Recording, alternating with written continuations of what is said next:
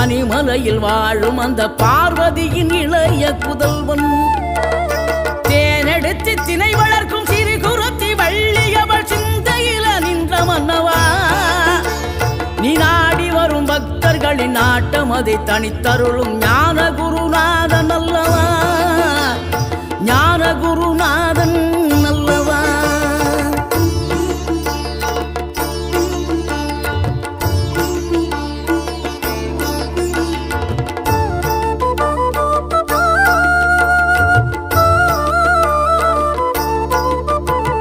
நினைக்கின்ற பொழுதெல்லாம் நிகரில்ல பக்தி ரசம் கொடுக்கின்ற சக்தி வேலும். நீ துதிக்கின்ற கணமெல்லாம் இனிக்கின்ற இதயம்